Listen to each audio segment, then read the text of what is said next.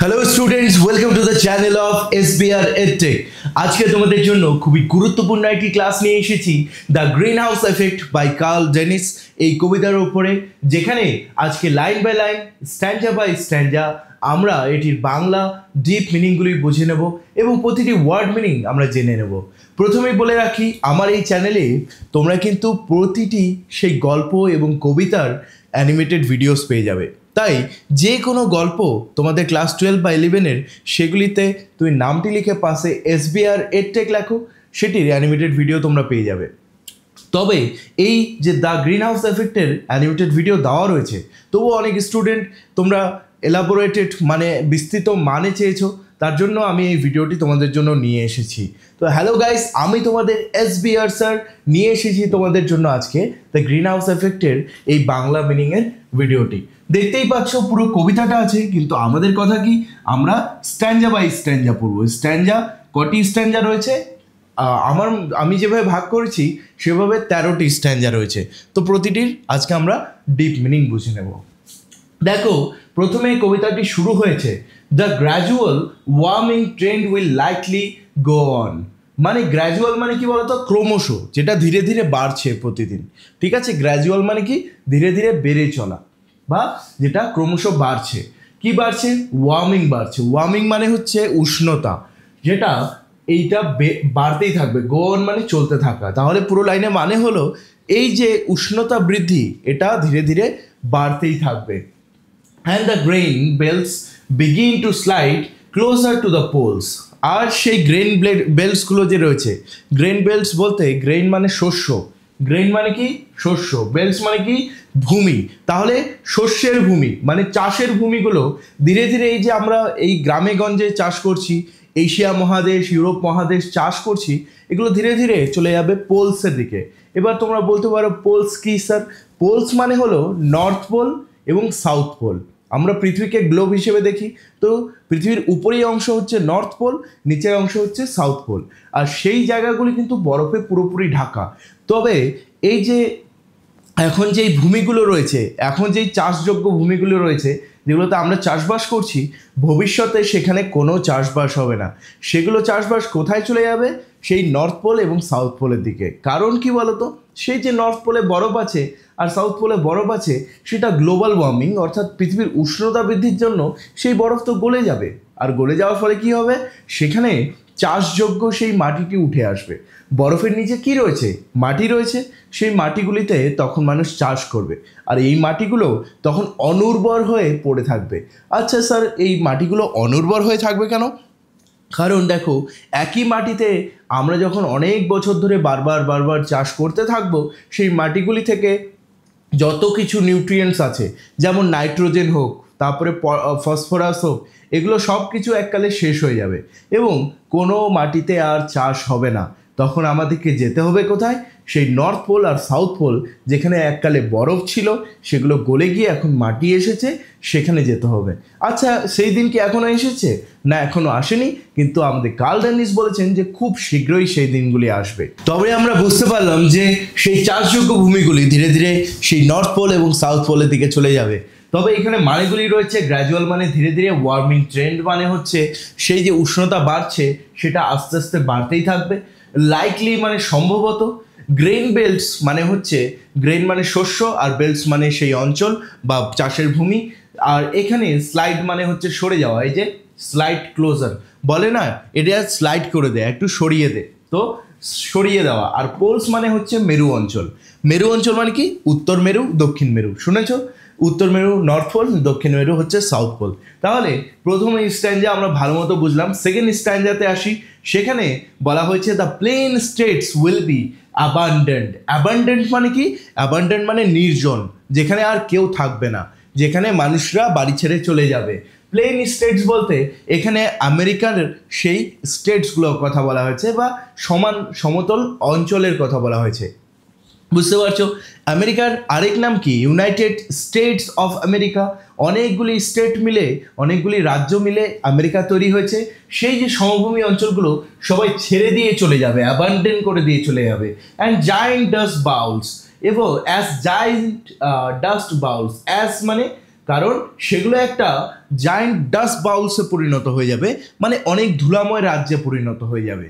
বুঝতে পারছো? তাহলে তোমাদেরকে কি বলা, আমি বারবার চাষ করার জন্য সেই মাটিগুলি অনুর্বর হয়ে সেগুলো বালি বা ধুলাতে পরিণত হয়ে যাবে এবং সেখানে ধুলা আর ঝড় উঠবে, মানুষ আর সেখানে থাকতে পারবে না। মানুষ চলে যাবে কোন দিকে? উত্তর মেরু, দক্ষিণ মেরুর দিকে, যেখানে চাষযোগ্য ভূমি থাকবে। Greenland and Antarctica. গ্রিনল্যান্ড মানে সেই দেশ যেটি এখন বরফে পুরোপুরি ঢাকা রয়েছে। নাম তার গ্রিন হতে পারে, কিন্তু গ্রিনল্যান্ড কিন্তু গ্রিন নয়। গ্রিনল্যান্ড আসলে পুরোপুরি কিসে ঢাকা রয়েছে? বরফে ঢাকা রয়েছে। আন্টার্কটিকা তো আমরা সবাই জানি বরফে ঢাকা রয়েছে। সেগুলো কি গ্রেট পাওয়ার, নিউ গ্রেট পাওয়ারসে জয়েন দেবে, মানে গ্রিনল্যান্ড একটি বিশাল শক্তিশালী দেশে পরিণত হবে। গ্রিনল্যান্ড একটি বিশাল শক্তিশালী দেশে পরিণত হবে। আন্টার্কটিকাও সেম বিশাল শক্তিশালী একটি দেশে পরিণত হবে। যেগুলি আমরা এখন কি দেখতে পাচ্ছি, রাশিয়া, ইন্ডিয়া, চায়না এবং আমেরিকা, এরা বিশাল শক্তিধর দেশ। সেই আমাদের দেশগুলি আর শক্তিশালী থাকবে না, সেগুলি শক্তিশালী দেশ হয়ে উঠবে গ্রিনল্যান্ড এবং আন্টার্কটিকা। কেন? তোমাদের মনে প্রশ্ন জাগতে পারে। কারণ হচ্ছে খাবার যার কাছে, শস্য যার কাছে, সেই সব থেকে বেশি শক্তিশালী দেশ। এবার বলতে পারো না স্যার আমাদের কাছে তো পরমাণু আছে, আমাদের কাছে বোমস আছে, আমাদের কাছে জেট বিমান, অনেক কিছু আছে, যেমন আমেরিকার কাছে আছে। সৈন্য এবং বোমা দিয়ে কখনো কিন্তু মানুষের পেট ভরানো যায় না। সৈন্য আর বোমা দিয়ে মানুষ 3 দিনও টিকতে পারবে না, কিন্তু খাবারটা মানুষকে টিকিয়ে রাখবে। তাই গ্রিনল্যান্ড অ্যান্ড আন্টার্কটিকাতে যেখানে শস্য ভাণ্ডার থাকবে, সেগুলি হয়ে যাবে সব থেকে উঁচু দেশ এবং আমাদের এই দেশগুলি তার শক্তি হারাবে। তাহলে বুঝতে পারছো এখানে কার্ল ডেনিস কী করে আমেরিকাকে একটু ঠাট্টা করেছেন, আমেরিকাকে নিয়ে বলেছেন তোমরা এখন বোম বানিয়েই যাচ্ছ, কিন্তু সেই বোমগুলি আর সেই শক্তিগুলি তোমাদের কোনো কাজে থাকবে না। নেক্সট আমরা চলে আসি স্ট্যান্জা 3-তে। Even if you play them off against each other. যদি প্লে দেম অফ, এই কথাটি একটি কি ফ্রেজাল ভাব। প্লে অফ মানে কি? একে অপরের পেছনে লাগিয়ে দেওয়া বা একে অপরের মানে দ্বন্দ্ব ঘটিয়ে দেওয়া। বুঝতে পারছো? ঝগড়া ঘটিয়ে দেওয়া। যদি আমরা এমন করি যে তাদেরকে একে অপরের শত্রু বানিয়ে দিই আমাদের সাহায্যের জন্য, মানে এমন হতে পারে না? দেখো এখন আমেরিকা আর রাশিয়া কিন্তু আলাদা আলাদা দেশ একটি, যারা কিন্তু একদিক থেকে ভেতরে ভেতরে শত্রু রয়েছে। আমেরিকা আর রাশিয়া কি ভেতরে ভেতরে কিন্তু শত্রু রয়েছে, তাই না? তো আমরা কার কাছ থেকে হেল্প পাচ্ছি? রাশিয়ার কাছ থেকেও পাচ্ছি, আমরা আমেরিকার কাছ থেকেও পাচ্ছি। এরকমটা ভবিষ্যতে চলবে না। শত্রুতা করে কখনোই আমরা ভালোভাবে থাকতে পারবো না। কারণ কি বলতো, তখনকার দিনে শস্য এমনিতেই কম। যদি গ্রিনল্যান্ড আর আন্টার্কটিকার মধ্যে শত্রুতা বেঁধে যায়, তাহলে আমরা আরও গরিব হতে থাকবো, আমরা আবারও খাবার কম পেতে থাকবো। কারণ কি, তাদের মধ্যে তো যুদ্ধ চলবে, তাদের মধ্যে শত্রুতা চলবে। শত্রুতা চললে কি হবে? শস্য কম উৎপাদন হবে, আর তার ফলে কি হবে? আমরা যে দেশগুলি শস্য উৎপাদন করতে পারছি না, আমরা না খেয়ে মরে যাব। তাই কবি এখানে বলছে যে ভবিষ্যতে, এখন বর্তমানে তোমরা যত শত্রু করছো করে নাও, ভবিষ্যতে একসঙ্গে না আসলে কেউ টিকবে না। ঠিক আছে? Will still be poorer than we are now. মানে এখানে কার্ল ডেনিস আমেরিকাকে বলেছেন যে দেখো আমরা এখন যা আছি তার থেকেও বেশি গরিব হয়ে যাব যদি আমরা এই শত্রু গেমটা খেলি। বুঝতে পারছো? মানে একে ওর পিছনে লাগিয়ে দেওয়া, ওর যুদ্ধ ঘটিয়ে দেওয়া, যেমন ইসরায়েল আর প্যালেস্তাইনের হচ্ছে, সেখানে আমেরিকা গিয়ে ভেতরে গিয়ে ইসরায়েলকে বোমা দিয়ে দিচ্ছে। তারপর পাকিস্তান ইন্ডিয়ার এই যে যুদ্ধ হলো, তুর্কি এসে পাকিস্তানকে সাপোর্ট করলো। এসব দিয়ে কিন্তু মানব জাতি টিকবে না। বুঝতে পারছো? এসব দিয়ে গ্লোবাল ওয়ার্মিং বাড়ছে, আর এককালে গিয়ে সবাই গরিব হয়ে যাবে, সবার শস্য কিচ্ছু থাকবে না, মানুষ আর বাড়ির বাইরে বেরোতে পারবে না, এরকম হয়ে যাবে। তো কার্ল ডেনিস এখানে তাই বুঝিয়েছেন যে দেখো আমাদের কিন্তু বোমা এবং যুদ্ধ দিয়ে এই পৃথিবীকে তোমরা জয় করতে পারবে না। তোমাদের যদি জয় করতে হয় তাহলে পৃথিবীতে এগুলো বন্ধ করে একতাতে ধ্যান দাও। ঠিক আছে? ওখানে যেগুলি মানে ছিল সেই মানেগুলি আমি আশা করছি তোমাদেরকে বুঝিয়েছি। যে প্লে অফ মানে একে অপরের বিরুদ্ধে ইউজ করা, এইড মানে কি সাহায্য করা, যেমন ফার্স্ট এইড কথাটা শুনেছো তোমরা, প্রথমে যেটা সাহায্যকরণ, প্রথমে যেটা চিকিৎসা, এইড মানে সাহায্য করা। পোরার মানে তো আর একটু গরিব। ঠিক আছে? এরপরে লাইফ উইল বি ডিফারেন্ট, জীবনটা পুরোপুরি বদলে যাবে। ঠিক আছে? কীরকম বদলে যাবে? Good tillable land so dear. Tillable মানে কি? টিলেবল মানে হচ্ছে চাষযোগ্য। টিল বলা হয় যে টিলিং ল্যান্ড। টিলিং ল্যান্ড মানে কি বল? চাষের ভূমি। গুড টিলেবল ল্যান্ড, যেগুলো ভালো টিলেবল ল্যান্ড হবে সেগুলো আমাদের প্রাণের সখা হবে, মানে প্রাণ দিয়ে আমরা সেগুলোকে ভালোবাসবো। The suburbs will give way to farms, সেই যে শহরগুলো যেখানে বড় বড় বিল্ডিং দেখতে পাচ্ছ সেগুলো খামারে পরিণত হবে। খামার মানে বোঝো তো, যেখানে গরু ছাগল শস্য এসব রাখা হয় সেই জিনিসে পরিণত হবে।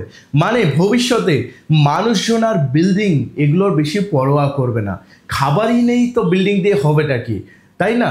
তখনকার দিনে সেই শহরগুলিকে ইউজ করা হবে খামার হিসেবে, যেখানে শস্য মজুত করে রাখা হবে, যেখানে গরু ছাগল এগুলোকে রাখা হবে, তাদের পালন করা হবে, এরকম।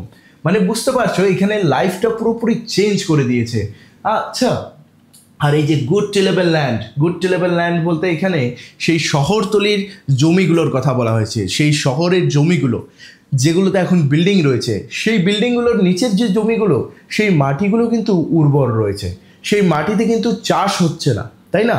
কোথায় চাষ হচ্ছে? গ্রামের দিকে হচ্ছে। গ্রামের জমিগুলো ধীরে ধীরে কী হয়ে যাচ্ছে, দেখবে অনেক চাষি বলে যে এখন ফসল অনেক কমে গেছে, তাদেরকে সার ইউজ করতে হচ্ছে পোকা ঝাড়ানোর জন্য, ফসল বেশি করে উৎপাদন করার জন্য। কিন্তু এগুলো এই যে কীটনাশক ইউজ করছে, সার ইউজ করছে, এগুলো জমির কিন্তু সব নিউট্রিয়েন্টসকে চুষে নিচ্ছে, সব নিউট্রিয়েন্টসগুলোকে একদম শেষ করে দিচ্ছে, তাই না? জমিটাকে বিষাক্ত করে দিচ্ছে। তাই গ্রামের জমি কিছুদিনের মধ্যেই কি হয়ে যাবে, পুরোপুরি নষ্ট হয়ে যাবে। আর শহরের তলে, শহরের মধ্যে বিল্ডিংয়ের নিচে যে জমিগুলো আছে ওগুলো কিন্তু ভালো থাকবে এবং সেগুলো চাষযোগ্য ভূমি হয়ে উঠবে। আর সেখান থেকে চাষ করে তুলে ওঠা সবজি, তারপর যা যা আছে সেগুলো শহরের মধ্যেই জমা করা হবে। তারপর কি বলছে, দ্য সিটিস মানে সেই শহরগুলি উইল ফিল আপ এগেইন, আবার ভর্তি হবে মানুষ দ্বারা, with people to pour to own cars. শহরে আর বড় লোকেরা থাকবে না, বড় লোকেরা মানে যারা ধনী লোকেরা তারা আর সেখানে থাকবে না, সেই গরিবেরা শহরে গিয়ে জমা হবে। কারণ কি, শহরে সেই মানুষরা গিয়ে চাষাবাদ করবে, সেই ফার্মসগুলোকে দেখরেখ করবে, যেগুলো ধনী ব্যক্তিরা কিন্তু করবে না। আর ভবিষ্যতে কার্ল ডেনিস এটিও বুঝিয়েছেন যে ভবিষ্যতে সেই মানুষটিই ধনী হবে যার কাছে খাবার থাকবে, যার কাছে টাকা থাকবে সে না, যার কাছে খাবার থাকবে, শস্য থাকবে, সে সব থেকে বেশি ধনী হবে, তাই না? তোমাদেরকে একটা ভালো কথা আমি বলি যে বাংলার দুর্ভিক্ষের নাম তোমরা সবাই শুনেছো না, 76-এর মন্বন্তর। তখন কি হয়েছিল, বিশাল বড় খরা দেখা দিয়েছিল। খরা মানে কি, মানে চারিদিকে শুকে গেছে, কোনো নদীর মধ্যে জল নেই, কোনো পুকুরের মধ্যে জল নেই, জল একদমই নেই, ঠিক আছে? জমিতে চাষযোগ্য না, জমিগুলো ফেটে গেছে, চাষ হচ্ছে না জমিতে, সূর্যের প্রখর তাপ পড়ছে।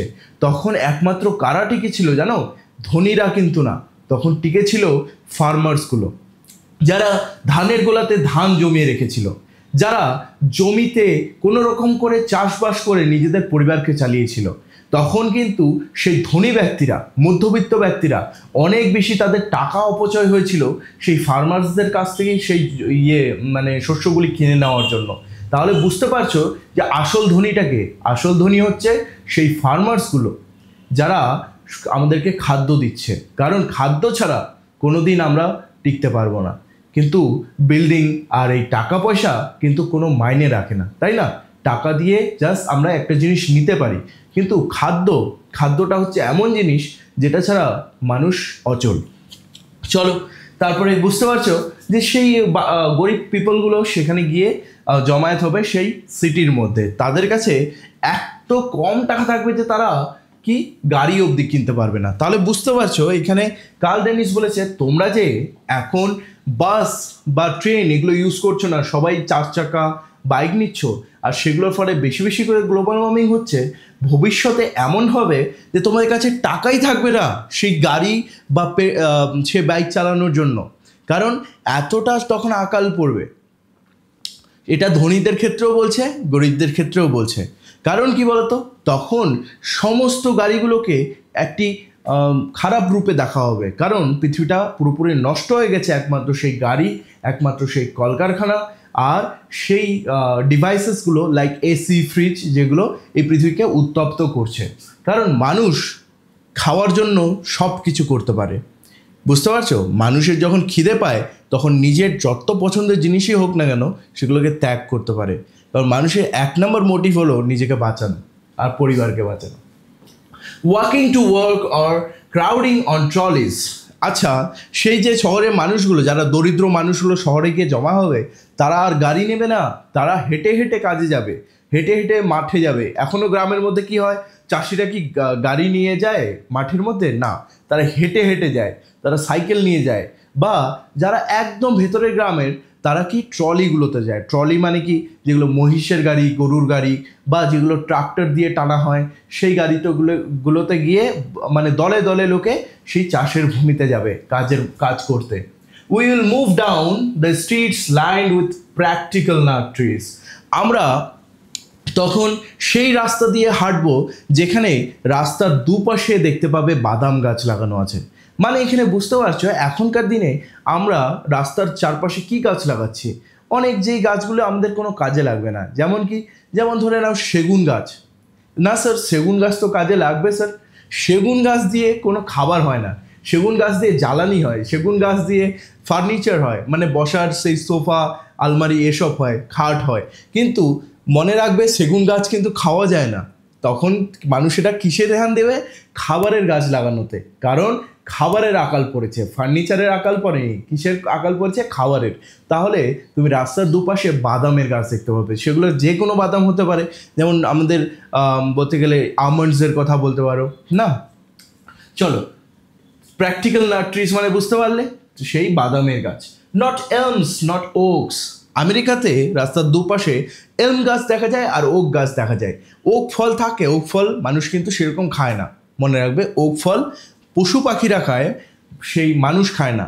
তার জন্য রাস্তার চারপাশে তখন আর এলম গাছ আর ওক গাছ দেখতে পাবে না। Which vegetables crowding the front lawns. Lawns মানে কি? আমাদের বাড়ির যে সামনের বারান্দা বা উঠোন যেটাকে বলি আমরা, সেখানে দেখতে পাবে মানুষ চাষ করছে কিসের?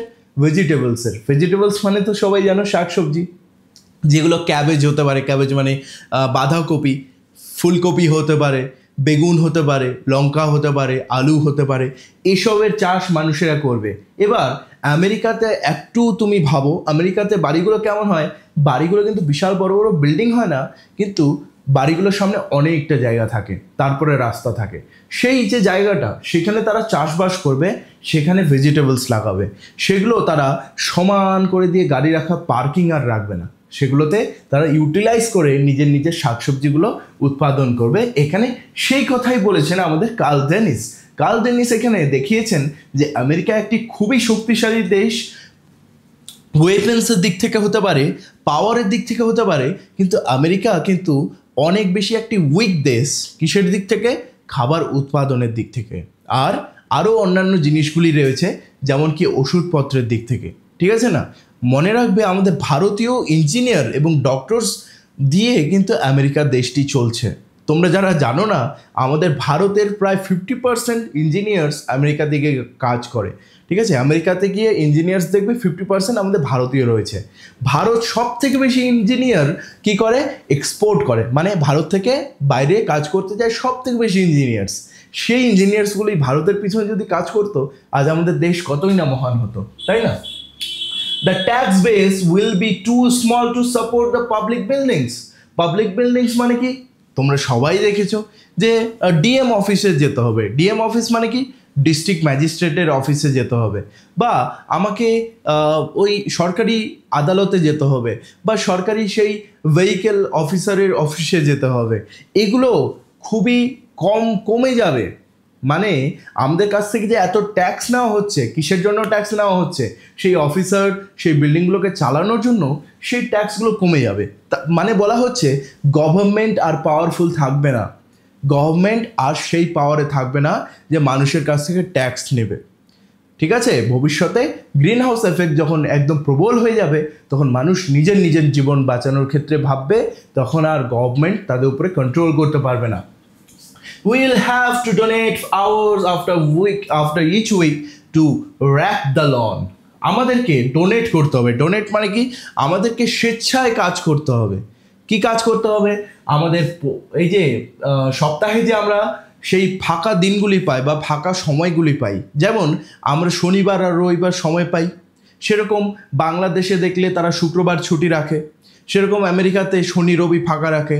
সেই যে দিনগুলিতে আমাদের একটু একটু করে আমাদের পরিবেশটাকে পরিষ্কার করতে হবে। র্যাক মানে সেই ঝাড়ু দিতে হবে, পরিষ্কার করতে হবে। র্যাক দ্য লন, লন মানে আমাদের উঠোন বা সেই যে আশেপাশের বিল্ডিংগুলি সেগুলো পরিষ্কার রাখতে হবে। কোন কোন বিল্ডিংয়ের কথা বলা হয়েছে? লাইব্রেরি, যেখানে পুস্তক রাখা হয়, যেখানে বই রাখা হয়, সেই লাইব্রেরিটি আমাদের পরিষ্কার রাখতে হবে।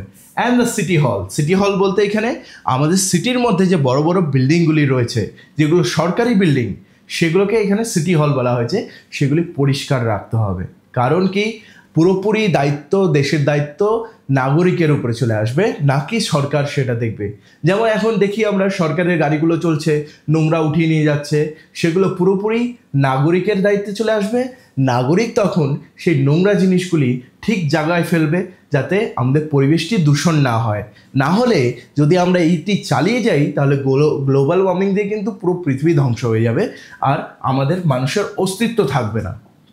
ঠিক আছে, 7 নম্বর স্ট্যান্ডাতে আমরা দেখছি, to the tack point, the chimney of the federal building, if we don't want the place to fall like temples in Rome. Tack point বলতে এখানে সেই ইটের গাঁথনির কথা বলা হয়েছে। তোমরা বিল্ডিং বানানোর সময় দেখো ইট লাগানো হয়, তো অনেক সময় কি হয়, এক দুটো ইট অনেক পুরনো বিল্ডিং থেকে খুলে পড়ে যায়। তো সেই যে খুলে পড়ে যাওয়া ফাঁকা স্থানটা, সেটাকে বলা হচ্ছে টাক পয়েন্ট। সেখানে আমরা ইটটি জোড়া দিয়ে মেরামত করে দিতে হবে। কোন জায়গাটির? সেই ফেডারেল বিল্ডিংটি। ফেডারেল বিল্ডিং বলতে এখানে আমেরিকার উচ্চপদস্থ সেই গভর্নমেন্ট বিল্ডিংসের কথা বলা হয়েছে, যেখানে বড় বড় অফিসিয়ালসগুলো বসে, যেখানে প্রেসিডেন্ট, তারপর প্রেসিডেন্টের ভাইস প্রেসিডেন্ট, এনারা যেখানে গিয়ে কাজ করেন, সেটাকে বলা হচ্ছে ফেডারেল বিল্ডিং। সেই বিল্ডিংয়ের ধ্যান আমাদেরই রাখতে হবে, কারণ আমাদের দেশ পুরোপুরি আমাদের দায়িত্ব হয়ে উঠবে। আর কি বলা হয়েছে?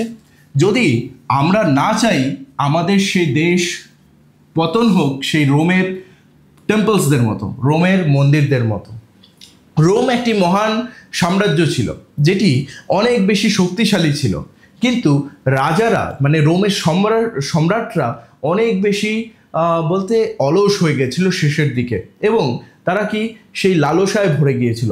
নারীদের নৃত্য এবং টাকা পয়সা এবং মদিরা, বলতে গেলে ওই যেগুলো অ্যালকোহল টাইপের ড্রিঙ্কস, সেগুলো তারা বেশি সেবন করতো। এটা করতে করতে এককালে রোমের পতন ঘটে গেল। কারণ কি, সব থেকে মেইন পিলার সম্রাট যদি ঠিক না থাকে, তাহলে আর সৈন্যরা কী কাজ করবে? এভাবে করে অনেক বর্বর জাতি, অনেক ছোট ছোট এলাকা রোমকে অ্যাটাক করতে থাকলো। অ্যাটাক করতে করতে রোমের একদিন পতন ঘটে গেল, এবং রোম এক দেবদেবীদের পূজা করতো, সেই টেম্পলসগুলো ভেঙে থেকে গেল। কারণ কি, রোম সাম্রাজ্যই থাকলো না, তো পূজা করার মতো কে থাকলো, তাই না? তো এই জিনিসটি বলছে যে আমেরিকারও যদি এরকম হাল আমরা না বানাতে চাই, তাহলে আমাদেরকে কি করতে হবে? সেই বিল্ডিংগুলোর ভালো মতো খেয়াল রাখতে হবে, না হলে সেই বিল্ডিংগুলিও একদিন ভেঙে পড়ে যাবে। কোন বিল্ডিংয়ের কথা বলা হয়েছে? সরকারি বিল্ডিংয়ের কথা বলা হয়েছে, যেগুলো কিন্তু আমাদের টাকায় তৈরি, তাই না? মানে আমি যদি ইন্ডিয়ান হিসেবে বলি, সেই সরকারি অফিসগুলো কার টাকায় তৈরি? আমার টাকায় তৈরি, আমার বাবার টাকায়, আমার দাদুর টাকায় তৈরি। কারণ কি, আমরা ট্যাক্স দিয়ে এসেছি। তুমি যদি ট্যাক্সের ব্যাপারে না জানো, তাহলে তোমার বাবা বা তোমার দাদাকে জিজ্ঞেস করতে পারো যে প্রতিদিন আমরা কত টাকা ট্যাক্স দিচ্ছি। এই যে তোমরা পেট্রোল দেখো 105 টাকা লিটার, সেখানে কিন্তু পেট্রোলের দাম শুধুমাত্র 50 থেকে 60 টাকা, যেখানে সেন্ট্রাল গভর্নমেন্ট ট্যাক্স দিচ্ছে, স্টেট গভর্নমেন্ট ট্যাক্স নিচ্ছে বলে সেটা 105 টাকা হয়ে যাচ্ছে। আসলে পেট্রোলের দাম কিন্তু 60 থেকে 70 টাকার মধ্যেই পড়ে, তাই না? একটু রিসার্চ করে দেখো, তারপরে কমেন্টে আমাকে জানিও। Okay, don't want sheep to graze in our squares as the guest in the forums of for 1000 years।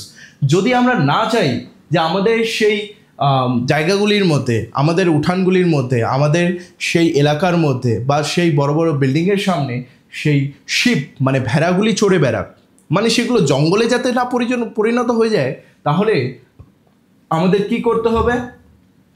আমাদেরকে আমাদের এরিয়ার পরিষ্কার রাখতে হবে। আমাদের বাড়ির আশপাশটা যদি আমরা পরিষ্কার না রাখি, তাহলে দেখতে পাও সেই জঙ্গলের মধ্যে সাপ থাকা শুরু করে, তারপর অনেক বন্য জন্তু জানোয়ারও আসতে পারে। যেমন ধরে নাও সেখানে অনেক ধরনের পোকামাকড় আসতে পারে, অনেক সাপ আসতে পারে।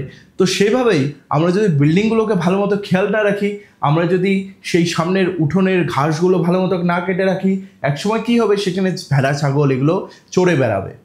মানে এখানে অপমানজনক একটি জিনিস দেখানো হয়েছে যে রোমের যেভাবে পতন হয়েছিল, আমেরিকারও যদি আমরা সেরকম পতন না চাই, তাহলে আমেরিকার লোকেদের এটা কাজ করতে হবে।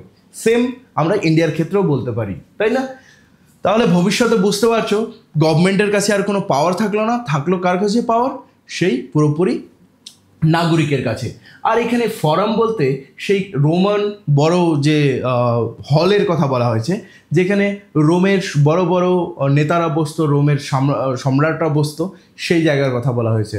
তো সেরকম বড় বড় জায়গাগুলি যে রয়েছে, যেমন ধরে নাও পার্লামেন্ট, বা ধরে নাও বড় বড় অফিসিয়ালস বলতে গেলে আইপিএস আইএএস এর অফিস, সেগুলোকে আমাদের ভালো মতো খেয়াল রাখতে হবে, কারণ সেগুলো দেশের সম্পত্তি, তাই না? এখানে কিন্তু ফোরাম বলতে আমাদের পুরো দেশকে বোঝানো হয়েছে ইঙ্গিত করে, অল্প হলেও। কারণ পুরো দেশটা যদি আমরা না প্রিয়ে রাখি, তাহলে সেগুলোতে ভেড়া চড়ে বেড়াবে। ভেড়া চড়ে বেড়াবে মানে কি? পতন ঘটে যাবে। With a little effort the country will go on. দেশটা একটু এফোর্ট দিয়ে আমরা চালিয়ে যেতে পারবো। আচ্ছা, যখন গভর্নমেন্ট থাকবে না, যখন এই যে করোনা আসলো, দেশটা কি থেমে গেছিল? একদম থামেনি। দেশটা কি অনেক মানুষ কাজ করা বন্ধ করে দিয়েছিল, দেশ কি থামছে? না, থামেনি। কিভাবে থামেনি? মানুষ অল্প অল্প এফোর্ট দিয়ে পুরো দেশকে চালিয়েছে। কিভাবে চালিয়েছে? এই যে অনেক বড় বড় এইগুলো উঠে আসলো, জোম্যাটো, সুইগি, তারা কি করলো? বাড়িতে জিনিসপত্র পৌঁছানো শুরু করলো। পুলিশ কী করলো? হেল্প করা শুরু করলো মানুষকে। হ্যাঁ, অনেক খারাপ কাজও করেছে পুলিশ, বাট হেল্পও করেছে। ডাক্তাররা অল্প অল্প করে সব পেশেন্টের ট্রিটমেন্ট করা শুরু করলো। আমরা কি করলাম? আমরা বাড়িতে থেকে, আমাদের দায়িত্ব খুবই অল্প ছিল, মাস্ক পরে থাকা, তারপর কি আমাদের হাতগুলোকে স্যানিটাইজ করে রাখা, এভাবে করে আমরা দেশকে সাহায্য করলাম। সেভাবে এই যে ভবিষ্যতে যখন গ্লোবাল ওয়ার্মিং ঘটবে মানে একদম যখন ব্যাপারটা বেশি ছড়িয়ে যাবে, তখন কি করতে পারি আমরা? আমাদের আশেপাশের এরিয়াগুলিকে পরিষ্কার রাখা, আমাদের আশেপাশে গাড়ি ঘোড়া না চালানো, ফ্যাক্টরিগুলোকে পুরোপুরি বন্ধ করে দেওয়া, নদী পরিষ্কার রাখা, জলাভূমিগুলো পরিষ্কার রাখা, এবং যত পারি তত বেশি করে গাছ লাগানো। এভাবে করেই তো আমরা দেশটাকে বাঁচাতে পারবো। এগুলোতে কি বেশি খাটনি লাগে? একদমই না। প্রতিদিন একটা গাছ লাগাতে শুধুমাত্র আধ ঘন্টারও বেশি সময় লাগবে না, 10 মিনিটও লাগবে না, আই থিঙ্ক, তাই না? তো এরকম ছোট্ট ছোট্ট এফোর্ট দিয়ে আমরা দেশটাকে চালিয়ে যেতে পারি, এই বার্তাই দিয়েছেন কার্ল ডেনিস। কিন্তু আমরা সেটা করব না। আমরা চাই কি? যে গ্লোবাল ওয়ার্মিং হোক, এবং দেখা যাক তো কী হয়। So what if we have lost our high place to stronger Carthages, whose far-flung fleets will be loaded with merchandise cheaper than ours? Sir, এত বড় লাইন? ইয়েস, এখানে দেখো কি হয়েছে। সো হোয়াট ইফ, কি হয়েছে তাতে? উইল হ্যাভ লস্ট, আমরা হেরে গেছি। ঠিক আছে, কি হয়েছে তাতে? আমরা হেরে গেছি। Our high place to the stronger Carthages, আমাদের সেই পাওয়ারফুল সেই যে নেতৃত্ব, আমরা আমাদের থেকেও শক্তিশালী দেশগুলির কাছে হেরে গেছি। এতে কি হয়েছে? এখানে কার্ল ডেনিস আমেরিকাকে একটু ব্যঙ্গ করে বলেছেন যে আমরা সব থেকে শক্তিশালী, কিন্তু ভবিষ্যতে আমরা হেরে যাব। এতে কি হয়েছে? এতে কোনো এফেক্ট তো পড়ে না। আমাদের কাছে তো পরমাণু আছে, আমাদের কাছে তো বোম আছে, আমাদের কাছে সবথেকে বড় সেনা আছে, এগুলো নিয়েই আমরা জয় জয়কার করতে যাব। কিন্তু ওদিকে যে ওরা শস্য বানাচ্ছে, ওদিকে যে ওরা গ্রিন এনার্জি ইউজ করছে, ক্লিন ওয়াটার ইউজ করছে, তাতে কি হয়েছে? আমাদের কাছে বোম আছে। কার্ল ডেনিস এরকমভাবে আমেরিকাকে ব্যঙ্গ করেছে। কি বলেছে? যে সেই যে স্ট্রঙ্গার কার্থেজেসগুলো, তারা তাদের জাহাজ নিয়ে অনেক বেশি বেশি জিনিসপত্র নিয়ে সেগুলো সমুদ্রে ঘুরে বেড়াবে এবং সমস্ত দেশকে বিক্রি করে বেড়াবে। তবে আমরা দেখলাম যে এখানে আমেরিকাকে কিন্তু রোমের সঙ্গে তুলনা করা হয়েছে। আর একটি ওয়ার্ড এখানে দেখতে পাচ্ছ, কার্থেজ। কার্থেজ কী ছিল বলো তো? উত্তর আফ্রিকার একটি বাণিজ্যিক অঞ্চলকে বলা হতো কার্থেজ, যেটিকে উন্নতির সিম্বল হিসেবে দেখা হতো। কিন্তু ভবিষ্যতে কার্ল ডেনিস বলেছেন এই যে কার্থেজ অঞ্চল মানে আমেরিকার যে বাণিজ্যিক অঞ্চল, আমেরিকা পুরোপুরি হারিয়ে ফেলবে। কেন বলো তো? আমেরিকার কাছে কোনো শস্যই থাকবে না, কোনো কাঁচামালই থাকবে না, তো আমেরিকা অন্য দেশদের কি বিক্রি করবে? তখন সেই ছোট্ট ছোট্ট দেশগুলি বেশি পাওয়ারফুল হয়ে উঠবে এবং তাদের জাহাজগুলি নিয়ে তারা কি করবে? সমস্ত দেশে তাদের জিনিসপত্র বিক্রি করে বেড়াবে, এমনকি আমেরিকা অবধিও সেই জিনিসগুলি কিনবে। ঠিক আছে, এবং আমেরিকার কাছ থেকে টাকা যাচ্ছে, টাকা কিন্তু আসতেছে না। কারণ কি, আমেরিকা অন্য দেশের কাছ থেকে জিনিস কিনতেছে টাকা দিয়ে, কিন্তু আমেরিকা কোনো কিছু বিক্রি করতে পারছে না। তাহলে আমেরিকা কি আর পাওয়ারফুল থাকলো? একদমই থাকলো না, তাই না? তো এখানে সেই কথার বলা হয়েছে, কার্থেজ মানে এখানে উত্তর আফ্রিকা, সেই বাণিজ্যিক অঞ্চলের কথা বলা হয়েছে। কিন্তু এখানে কার্থেজ বলতে সেই কোরিয়ান দেশগুলির কথা বলা হয়েছে। কোরিয়া বলতে সাউথ কোরিয়া, তারপর নর্থ কোরিয়া এবং গ্রিনল্যান্ড ও আন্টার্কটিকা, যেগুলো এখন তুচ্ছ দেশ, অনেক ছোট দেশ, কিন্তু আমেরিকার থেকেও বেশি পাওয়ারফুল হয়ে উঠবে। কারণ কি, আমেরিকার কাছে কোনো শস্য থাকবে না, তাদের কাছে অনেক ভান্ডার থাকবে। আমেরিকা বোমের উপরেই কাজ করে গেল, কিন্তু ওরা টেকনোলজির উপরে কাজ করছে। যেমন কোরিয়ান ব্র্যান্ডসগুলো তোমরা দেখছো চোখের সামনে, স্যামসাং বলো, এলজি বলো, কিয়া নামে একটি গাড়ি রয়েছে, তাদের গাড়িগুলি দেখো, তাই না? এগুলো যে কত ইমপ্রুভ করছে, সেগুলো আমেরিকা মানে ধীরে ধীরে দেখছে যে আমরা হেরে যাচ্ছি টেকনোলজির কাছে, তাই না? We will be glad to watch from the beach. আমরা এগুলো চুপচাপ বিচের মধ্যে, বিচ বলতে এখানে সেই সমুদ্র সৈকতের মধ্যে বসে চুপচাপ আমরা এগুলো দেখব, আমরা কিচ্ছু করব না। যেমন ইন্ডিয়াতে দেখো, ইন্ডিয়াতে কিন্তু এখন সবে মাত্র শুরু হয়েছে যে রেভলিউশনটা, বলতে গেলে ইন্ডিয়ার মধ্যে ম্যানুফ্যাকচার হচ্ছে আইফোন বলো, ল্যাপটপ বলো, কিন্তু ইন্ডিয়া 10 বছর আগে এটি চুপচাপ বসে দেখছিল যে অন্য দেশ এগিয়ে যাচ্ছে, আমরা পার্টি করেই মরে যাচ্ছি, যে এই পার্টি জিতবে, ওই পার্টি জিতবে, এগুলো করব। আমরা ইন্ডিয়াতে মানে জিও ফ্রি দিয়েছে বলে বিশাল খুশি হয়ে গিয়েছিলাম, কিন্তু জিও আসার পরে কত বেশি ইনোভেশন ঘটলো, কত বেশি টেকনোলজিতে আমাদের ইনোভেশন ঘটে গেল, যে আমরা এখন সেমিকন্ডাক্টর বলতে গেলে সমস্ত ডিভাইসেস এখানেই বানাচ্ছি। তারপর যত কিছু তোমরা এই যে দেখতে পাচ্ছ, কত পড়াশোনা কত অনলাইন আপডেটেড হয়ে গেল, আমরা এমনকি সব থেকে ভালো পড়াশোনার দিকেও এগিয়ে যাচ্ছি ধীরে ধীরে, তাই না? আমেরিকা এবং অন্যান্য দেশের চেয়েও ভালো পড়াশোনার দিকে এগিয়ে যাচ্ছি এই অনলাইনের মাধ্যমে। তো এগুলো পরিবর্তন এসেছে, ঠিক না? আমরাও এগিয়ে যাচ্ছি, কিন্তু কার্ল ডেনিস বলেছেন এই টেকনোলজি দিয়ে কিছু হবে না, আমাদেরকে চাই ভূমি বা শস্য, তাই না? আমাদেরকে চাই গ্লোবাল ওয়ার্মিংকে থামাতে হবে। As the lights from Korean arms pass, বললাম না একটু আগেই যে কোরিয়ান সেই যে জাহাজগুলো, আর্মাডাস বলতে সেই যে যুদ্ধ জাহাজ বা বড় বড় সেই জাহাজগুলো যেগুলোতে লাগেজ নিয়ে যাওয়া হয়, যেগুলোতে বড় বড় কী বলে কন্টেইনার্স থাকে, যেগুলো শস্য নিয়ে যায় বা টেকনোলজির ডিভাইসেস লাইক মোবাইল, ল্যাপটপ সেগুলো নিয়ে যায়, সেগুলো আমরা দেখব কোথার থেকে, বিচ থেকে বসে, মানে সমুদ্র সৈকতে বাস এরকম করে বসে আছি, আরামসে দেখছি যে জাহাজগুলি যাচ্ছে। কি জাহাজ যাচ্ছে? সেই খাবারের পণ্যগুলি যাচ্ছে, আর আমেরিকার মানুষ চুপচাপ বসে থাকবে না, আমাদের কাছে তো পরমাণু বোমা আছে, সেটি দিয়ে আমাদের হয়ে যাবে, তাই না? On their endless patrols around the world, তারা পুরো ওয়ার্ল্ডের মধ্যে পেট্রোল করে বেড়াবে। পেট্রোল মানে কি শুনেছো না? পুলিশ পেট্রোল কার, পুলিশ কি করে? রাত্রিবেলা পেট্রোলিং করে বেড়ায়। পেট্রোলিং মানে কি? নজরদারি করে বেড়ায়।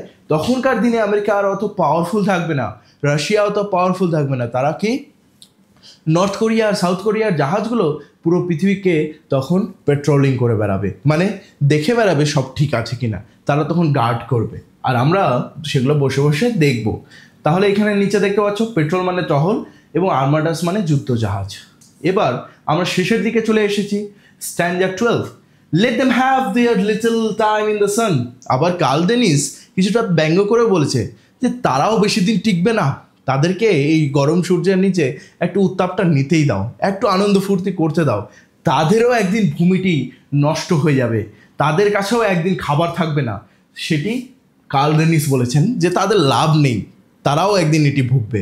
আমেরিকা ভুগেছে, আমেরিকা অহংকার করেছে, সাউথ কোরিয়া, নর্থ কোরিয়াও একদিন পাওয়ার পেয়ে তারাও অহংকার করবে আর আমাদের মতোই ভুগবে। We will say to ourselves as begin to sway to the strains of our native beach band. আর আমরা কি করব? আমরা তাদেরকে মানে দেখে থাকবো, আমরা সেই জাহাজগুলিকে দেখে থাকবো, আমরা কিচ্ছু করতে পারবো না, কারণ শস্যই নেই। শস্য নেই তো মানুষ খাবে কি? খাবে না তো মানুষ করবেটা কি? যখন মানুষের খাবার থাকবে না তখন মানুষ কাজ করার তো প্রবণতাই থাকবে না, আর কাজ না করলে দেশ শক্তিশালী হবে কি করে?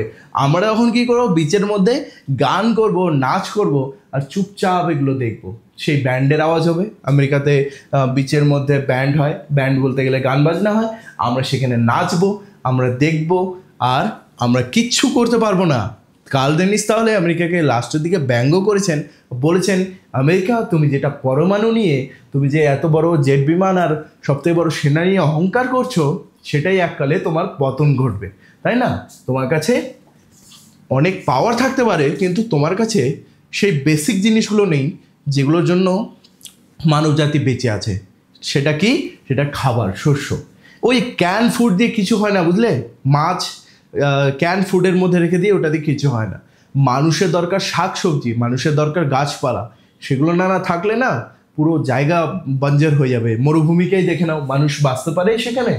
Ignoring the hints from the Arctic on the radio. আমরা এসব তো করতে থাকবো, ঠিক আছে? সেই বিচ ল্যান্ডের মধ্যে মানে সমুদ্র সৈকতে বসে আমরা নাচ করছি, গান শুনছি, দেখছি, একটু ওয়াইন খাচ্ছি, এরকম করতে করতে আমরা সব এনজয় করছি।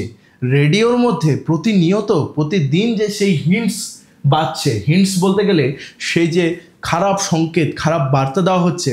গ্লেশিয়ার গলছে, গ্লেশিয়ার সব থেকে বড় গ্লেশিয়ার ভেঙে পড়ে গেল, সমুদ্র লেভেল বেড়ে যাচ্ছে, এই এই নগর নাকি ডুবে গেল, এদিকে নাকি ওই শহরটি ডুবে যাচ্ছে।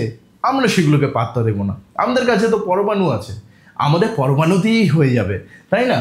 তাহলে এখানে কার্ল ডেনিস শেষে কি বলেছেন? আমরা সেই হিন্টসগুলোকে, সেই যে সাবধানী বার্তাগুলোকে আমরা ইগনোর করব। আর কি করব? সেগুলো আসছে কোথা থেকে? Arctic on the radio. Arctic মানে সেই আন্টার্কটিকা, আন্টার্কটিকা অঞ্চল থেকে সতর্ক বার্তা আসছে যে তোমরা গাড়ির ব্যবহার বন্ধ করো, তোমরা কলকারখানাগুলো বন্ধ করো, নাহলে কিন্তু পৃথিবী বেশি দিন টিকবে না। তোমরাও মানে আমরা যে এই যে বয়সী রয়েছি, তোমরা নিশ্চয়ই 10 to 20 যারা ইয়ার্স ওল্ড রয়েছে, এবং আমি 25 ইয়ার্স ওল্ড রয়েছি, আমরা কোনোদিন কিন্তু সেই জিনিসগুলো মানে এই পৃথিবীকে ভালো রূপে দেখতে পারবো না, আমাদেরকেও এগুলো ফেস করতে হবে। এখানে কার্ল ডেনিস সেটাই বলেছে, তাই না? তাহলে আমি আশা করছি পুরো এই কবিতাটা ভালো মতো তোমাদেরকে আমি বোঝাতে পারলাম। এই কবিতাতে ইম্পর্টেন্ট দুটি কোশ্চেন আমি তোমাদের বলে দিই। প্রথমে অনেকে ভাবতে পারে স্যার টাইটেলটা কি ইম্পর্টেন্ট? কম ইম্পর্টেন্ট, টাইটেলটা অত ইম্পর্টেন্ট না। সবথেকে বেশি ইম্পর্টেন্ট হচ্ছে সামারি। এবার বলতে পারো স্যার সামারিটা কি করে ইম্পর্টেন্ট হতে পারে? সামারি আর প্লাস তুমি যদি এটা পড়ে নাও, থিম, থিম বলতে গেলে বিষয়বস্তু, তাহলে এই কবিতাটা তোমার কাছে পুরোপুরি একটা কোশ্চেনের মধ্যেই পুরোপুরি অ্যান্সার হয়ে গেল। মানে তুমি যদি এই দুটো জিনিস একসঙ্গে পড়ে নাও, তাহলে কবিতা থেকে যে কোনো কোশ্চেন আসুক না কেন এর মধ্যে থেকেই আসবে, ঠিক আছে? আরেকটা কি হতে পারে যে কি করে পাওয়ার চেঞ্জ হচ্ছে, ফিউচারে কি করে আমেরিকা দেশের পাওয়ারটা চেঞ্জ হচ্ছে, সেটা মানে বর্তমানের সঙ্গে ফিউচারের পাওয়ারের কি করে কম্প্যারিজন করেছেন কার্ল ডেনিস, সেটা নিয়ে। তাহলে আমি কটি কোশ্চেন বললাম? সামারি প্লাস থিম একটা কোশ্চেন, প্লাস হচ্ছে power change in power in present and future. এই দুটো কোশ্চেন পড়ে নিলে 100% তোমাদের পরীক্ষায় যে কোনো কোশ্চেন আসুক, যে কোনো, সেটা কমন আসবেই। স্যার যদি টাইটেল চলে আসে, সামারি আর থিমটা পুরোপুরি লিখে দিলা, লাস্টে গিয়ে লিখে দিলা yes the title hence is appropriate, এটুকু লিখে দিলে পুরোপুরি ওটা টাইটেলে পরিণত হয়ে গেল। এটা হচ্ছে একটা ছোট্ট ট্রিক, এটা বলে দিয়ে আমি আজকের ক্লাসটি এখানে শেষ করছি। See you soon guys.